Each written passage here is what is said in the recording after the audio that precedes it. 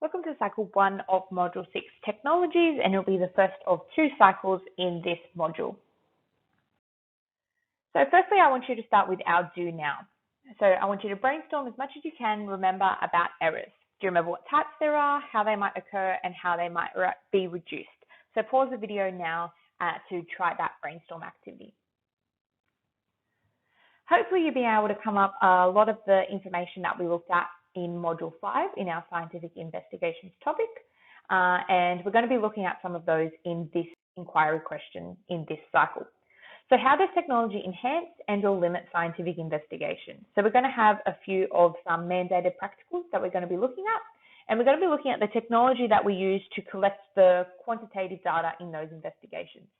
And we're going to be looking at evaluating the limitations of the technology that we use, whether they will produce random and or systematic errors. And we're going to be looking at the different levels of accuracy in different pieces of technology. And then we're also going to be looking at analog and digital technologies and the advantages and disadvantages of those in different investigations.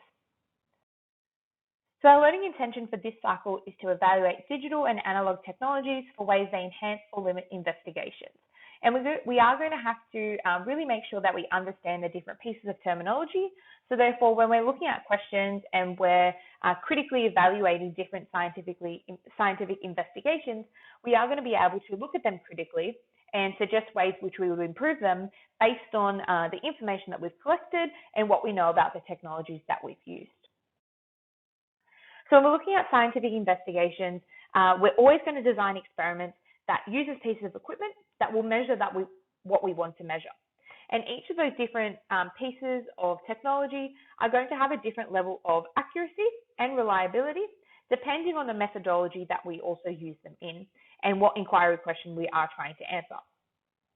And in each of these different pieces of technology, there is always going to be a different degree of uncertainty and may produce random and systematic errors. And we have to also take into account how precise and accurate the technology is that we are using. And all of this will allow us to ensure that our investigations are valid and reliable. First, we're going to look at random and systematic errors. So when we look at random errors, it describes errors that fluctuate due to unpredictability or uncertainty in the measurements that we make. And an example here would be if a scientist was using a ruler to measure an insect, it would only take that insect when measuring to move a slight little bit in that measuring process, and it would create a random error. So it will be really difficult to obtain precision in our measurements.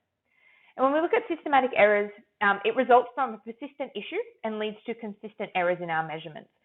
So usually it's something to do with the technology that we're using or something that we're consistently doing incorrect.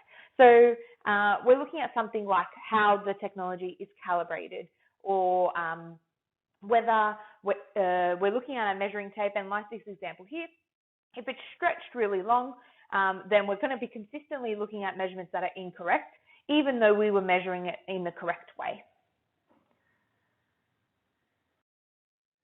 So we can look at this diagram here, and this is a good reference point for us to remember what systematic and random errors may look like, but also if we're looking at precision and accuracy. So we can see these bullseye targets here, and we can see the different little black dots here which represent our measurements.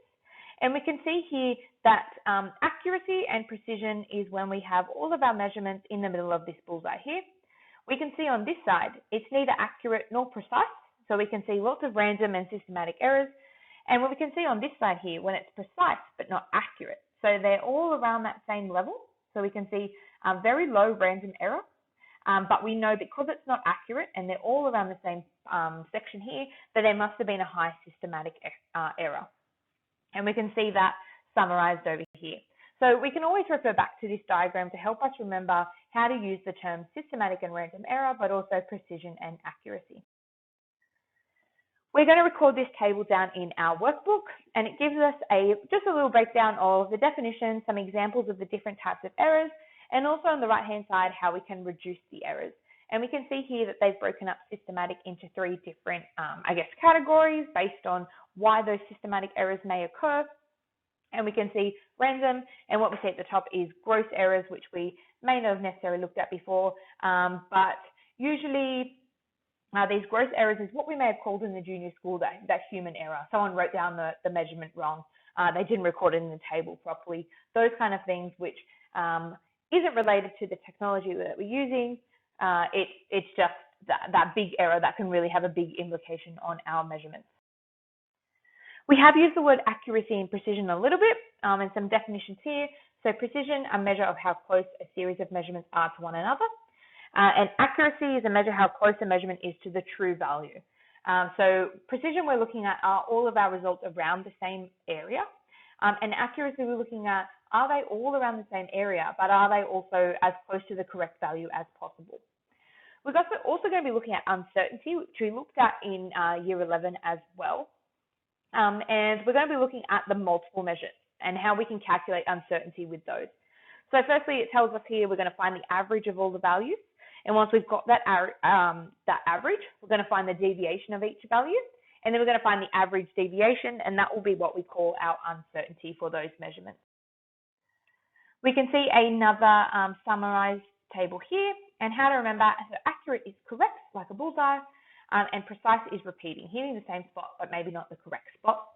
We're also going to be looking at percentage error. And we're going to be looking at how we can calculate those, and we're going to practice those in some of our activities in our workbook. Next is our analog and digital technology. So we know that in different circumstances, there may be times where we will need to use analog technology and other times where we will want to and have access to digital technologies. And we know that each time we use those, they come with their own advantages and disadvantages.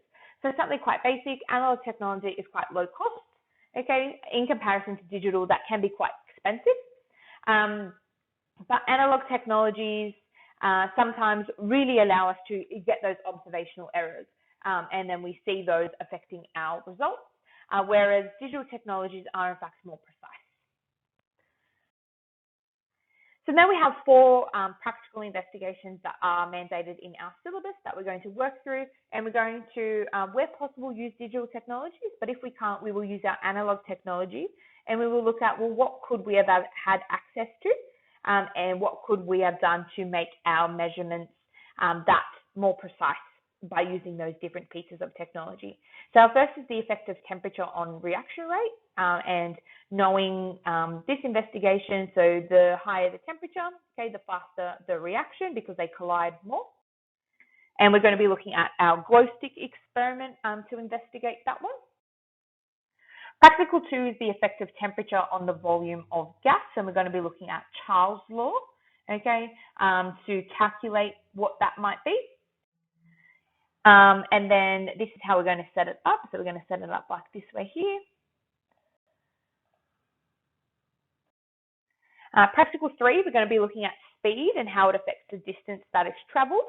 And we're going to be using the speed, distance, time triangle in that calculation, but also looking at how we can calculate average speed and how average speed will change depending on how far, but also depending on the speed that we're looking at.